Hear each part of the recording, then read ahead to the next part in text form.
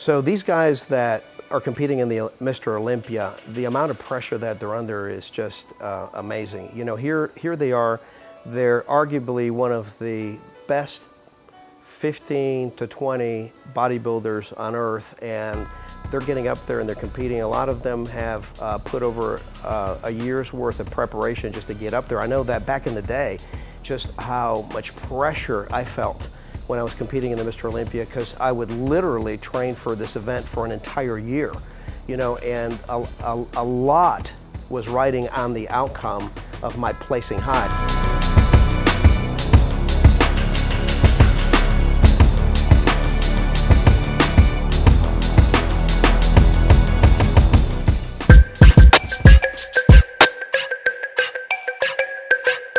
So today we're gonna train some back.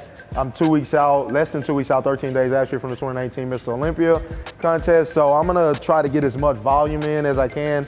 Just like I told you earlier, carbohydrates are low, calories are lower than what they normally are. So I'll get as much as I can out of my body. We're gonna do some wide grip pull down, some rows, just your basic stuff, nothing crazy, because when body fat gets lower, obviously muscles are gonna react different to the type of training that you're doing. So this close to a show, I'll pull heavy, but I don't wanna go as heavy as to risk injuring myself, because you can get a strain and those kind of things are always annoying when you get this close to a prep. 2 weeks out from a show, whether it's a Mr. Olympic contest or a local contest, anything like that, you shouldn't be going crazy to where you could possibly injure yourself, because that's when it can happen. And then, what's worse than doing work for a whole prep and then you get to the end and you do something crazy and then you're injured and you can't perform at 100%. So like I said, we'll lift some heavy weights today. You kind of get some talking points here and there, but it's Saturday, it's mid-afternoon, I'm about ready to get after it. So there'll be some talking points in between, but it won't be a whole lot of talking, because I want to get in here, get this job done so I can go eat, because I'm starving. So enough of that, let's get to work and go pull on this back. Now Pat Moore is an amazing athlete. You know, he's got just God-given genetics that are just out of this world. You know, the shoulder to waist differential is breathtaking.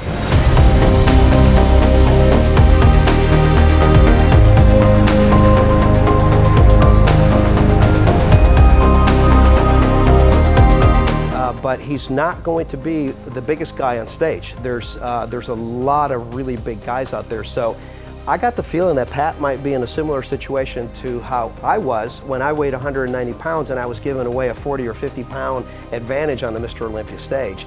You know, it's going to be a David versus Goliath type of thing. And so what Pat is banking on is that his incredible V-taper and his proportions are going to allow him to do very well at the Mr. Olympia. You get this close and you get kind of depleted, it really makes you think about every set. It feels twice as hard when you don't have that food. But like I said before, that's when the adrenaline kicks in and you just know you got to get it done.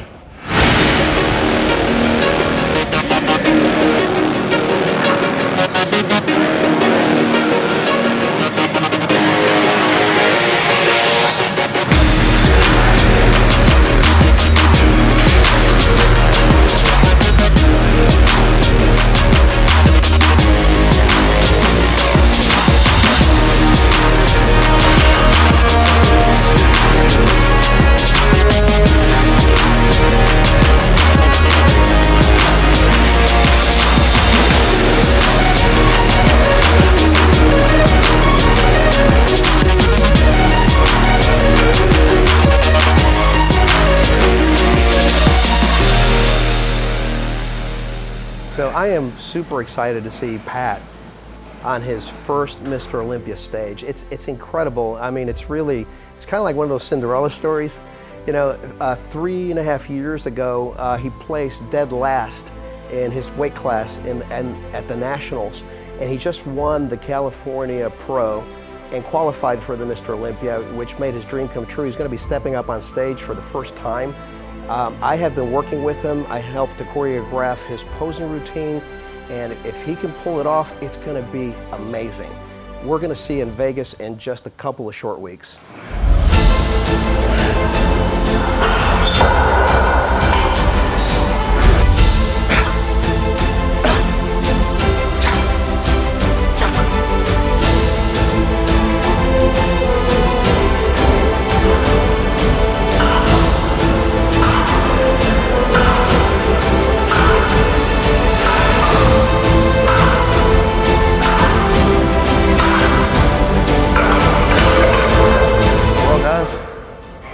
That's it. 5 movements. You know, got some pull downs in, some rows. Like I said, 2 weeks out. Pretty gassed, pretty exhausted. You know, like I said earlier, right now, a couple hours of cardio a day. First thing fasting in the morning, 1 hour after my last meal. So, yo, sleep is not really a big part of what I'm doing right now. Unfortunately, I probably average maybe 5 hours if I'm lucky, because being hungry, you guys know you're up and down throughout the night. So, but it is what it is. Like I said earlier, I'm going on basically adrenaline. And, you know, it's my first Olympia 2019. And we got roughly, I would say, 10 solid hard workouts to go before we actually get on the stage in Vegas. So, you know, we're gonna give it 100%. We keep training hard.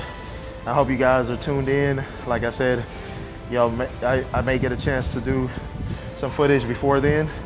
But if not, you know, the next time I'll see you guys will be in Vegas for contest time. And we'll see what, you know, roughly 9 months of hard work and dieting really amounts to on the stage in Vegas. So we'll see you at the Olympia.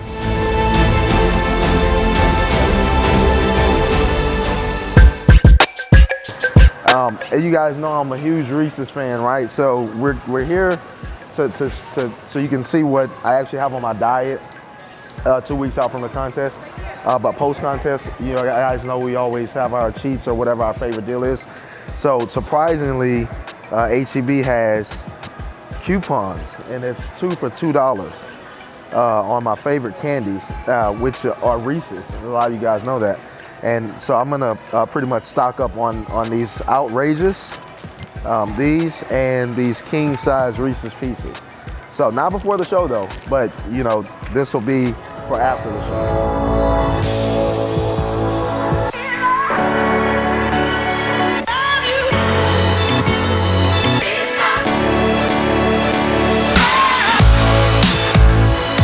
So today what we're gonna do is, I'm gonna give you guys an insight of what my typical diet is if I was in off season, as opposed to how it kind of tapers down when I get closer to the show. So I give you guys an insight as to how much protein per meal, how, you know, carbohydrates, and how that fluctuates depending on how my body weight changes, how my workouts are, whether I get a good pump or I'm feeling fatigued, and you know, all those different things that new food plays a big part.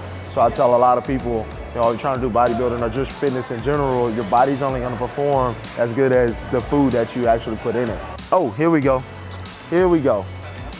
So we have Lean Body, right? So how you guys know, I'm sponsored by Labrada Nutrition. They take care of me in pretty much every way possible, which is amazing.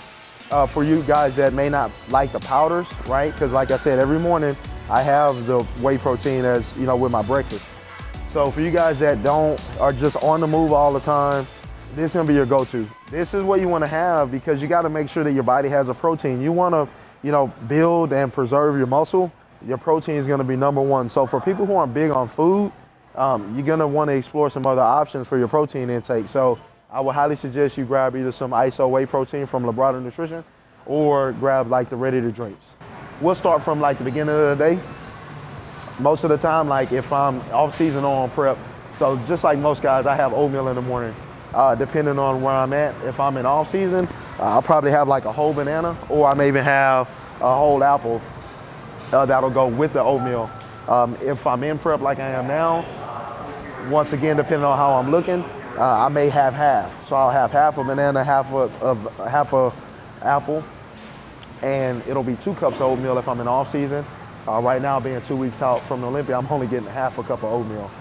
So it's not a lot of food at all, but it just tapers down as time goes. So that's always meal #1. And then for my protein source, I have the Labrada Nutrition ISO whey. Yes, I do have the protein shake every morning, even on prep, even close, even in off season. That's because it's quick absorption. So I take the protein shake in with the oatmeal and the fruit, and then I'm off and I'm ready to go for the day. So then what happens when I get lower in the diet and my carbohydrates go away? A lot of people are big on vegetables, right? Me, I'm not that big on vegetables. So I opt out and I'll do like salads basically. So I'll have like chicken, my fish or my beef, depending on what it is. So instead of going for like the vegetables, green beans, broccoli, and whatnot, what I'll do is I'll have the romaine. So I can do the hearts of romaine, and this right here is my favorite. You know, it's fresh. And what I'll do is make a big salad, basically, because obviously it's just, you know, lettuce. It doesn't have any fat in it. So when I have no carbs in my last 4 meals, like I do now, then I'll just throw in a bunch of that lettuce and you just try to make it more filling. Now we're gonna go over here to everybody's favorite, right? Well, my favorite. A lot of you guys may not realize it, but I like fish. A lot of people aren't really big on fish. So, of course, I would like to have the fresh fish, you know, so you go over here. It's really not too expensive. If you want to get like the natural tilapia, the fresh food is $6.97 a pound. So depending on, like I said, where I'm at in prep, I may do some of that depending on how much I'm consuming. But for cost, bang for buck, what I'll do is I'll come over to the frozen section. So over here, you know, of course it's more cost effective. So it's frozen, and I'll do these. So as opposed to the $6.97 a pound over here, it's actually, you know, less. So you get 4 pounds for $12. And in here you get about 18 fillets. So this lasts a good little while. This is what I'll get when it's time to start putting the fish in. And right now I'm doing 2 fish meals, and that'll probably increase over these next couple of weeks. In off season, I don't do too much fish. I may do, you know, one towards the evening, because that way once I sleep, it's not as heavy on your stomach, but it digests really quick because it's a lot lighter. So we're gonna go check out this chicken. So I don't really buy a ton of groceries at one time. I usually have to take 2, 3, sometimes 4 visits to the grocery store just to get what I need, because like I said, it changes up. So this is the chicken that I always like to get, the H-E-B natural chicken. So this right here is gonna be some of the freshest chicken that you can get, especially, like I said, if you're in Texas. I know H-E-B stores on a lot of places, but this is the chicken that I always get. Have you noticed this isn't chicken breast? These are tenderloins. So chicken breast tenderloins, it's already cut up. It makes it easy because then I wash my chicken before I cook it. I know some people probably don't, but that's them. I'm me. I'm gonna do what I wanna do.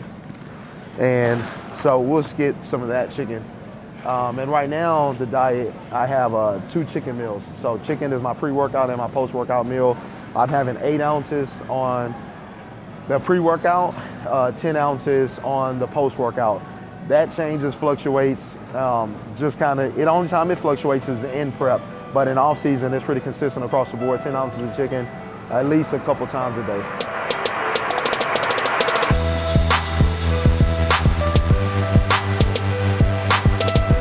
So now we're gonna go over here. This is everybody's favorite section. Actually, it's definitely my favorite section. This is where I come to get my beef. So I have steak at least twice a day in the off season and once a day in prep. So I'll come over here depending on what I'm feeling like having for the most part, but my favorite thing to get are the tenderloins, okay? That has a real good flavor, a little more fatty than your leaner cuts, but it's still good. That's what I like to do unless I'm doing a ribeye. But then even then, when I have the ribeyes, what I'll do is I'll cook it.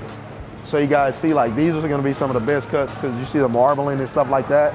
So if you're not really being conscious about the amount of fat that's in your steak, I definitely would go with a ribeye if you're in off season.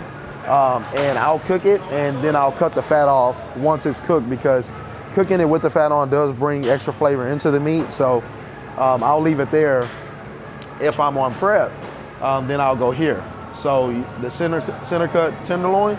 So the thing is, you can see the price on this, $31.99 a pound. It's pretty expensive, considering the fact that 2 a day, that means I'd be spending $60 a day on steak if that's what I was eating every day. So instead of doing that, I'll do center cut sirloins. Those are actually on the other side. They're pre-packaged already. Those tend to be about $10 a pound. So it's less. It's still really good. They're thick cuts. It's a good steak still. It's just less fatty. Most of the time it's 12 ounces. If we're doing a high day, I've had as high as 16 ounces. So, and that's done with some vegetables as well. So that's usually my fifth meal. You know, it's usually the steak towards the evening time.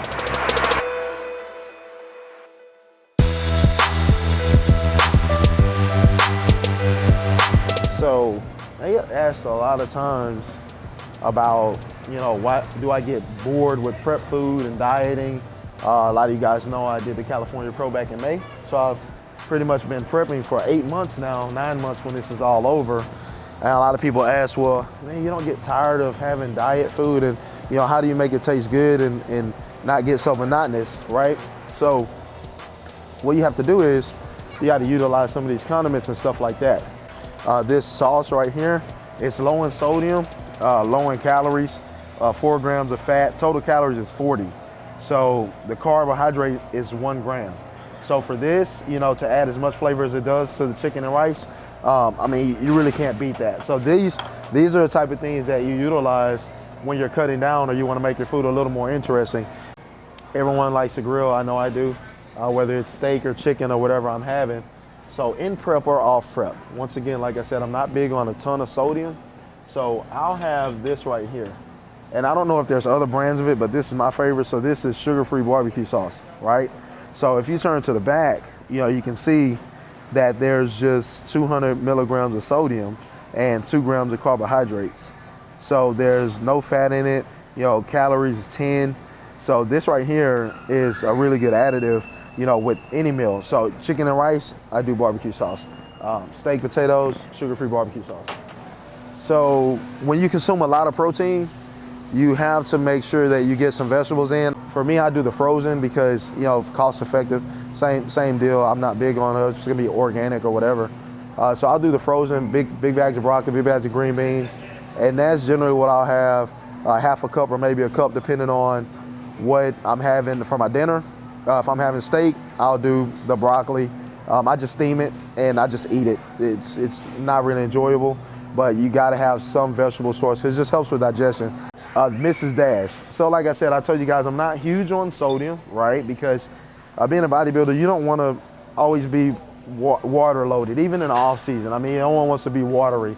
We call it being a water buffalo. It's pretty funny. I laugh when I hear my buddies talk about it. Like, I'm such a water buffalo because, you know, a lot of the food you have, it has a lot of sodium. French fries, burgers, chicken, whatever you like to eat in the off season. Pizza, I love pizza. It's high in sodium. So with that sodium comes a lot of extra water retention. So when I'm actually able to prep my meals and I'm cooking my own food, I try to take as much sodium out. What I have noticed also when I don't use the sodium is that the food it's moist, you know, even after the fact. When I do use sodium to actually cook it, it kind of dries it out a little bit. So what I'll use is the Mrs. Dash and have like a lot of good flavors. My favorite is the Fiesta lime. I'll use that. Some people will utilize the lemon pepper. There's your basic garlic and herb. But I don't get too fancy with them. Like I said, usually on the chicken, you know, because I'm a big fan of Mexican food, I'll use the Fiesta lime. Lemon pepper, I'll use that sometime on my tilapia. And if I'm doing steak, I'll just do garlic and herb, you know, nothing real crazy. But that's what I use to flavor my food, because when you get to a point to where you're really trying to drop water and make sure you start to dry out, you can't have that much sodium. I mean, you just can't. You gotta really limit that if possible. Good old Quaker State old-fashioned oats. Nothing spectacular about these guys. You know, a lot of people tend to go with the flavored.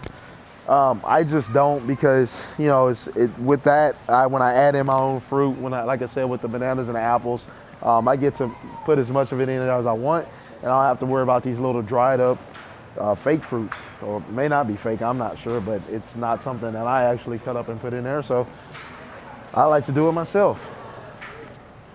And can't forget about this since we're over here, water. Water, water, water. You guys gotta stay hydrated, right? So for people who don't like to have regular water all the time, I do. I'm a big fan of it. But when I don't and I actually want to have some flavor and want something to have some taste to it, I'll do like these flavored waters. Like I said, I do a balancing system. So wherever I take sodium out, I could put a little bit in, because you want to have some sodium. So that's a nice little trade out for me. But like I said, I'll switch up and, you know, I'll do the Diet Coke. because it just has 0 calories in it, you know? Oh, we got a wreck. Little shopper, you just crashed me. So I'll do the Diet Coke. I'll do the, my favorite though is the Diet Sprite, because I kid you not, you guys, you gotta try it. It literally tastes just like normal Sprite. Other than that, let me see how we covered everything. We got the protein sources. We talked about the chicken. We talked about the rice. We talked about the potatoes. So now, guys, after you guys know all the food that I put in my body to fuel this machine, we're gonna check out, get this food over to the house. You guys stay tuned. About 2 weeks out, less than 2 weeks out from the 2019 Mr. Olympia contest. Let's get to work.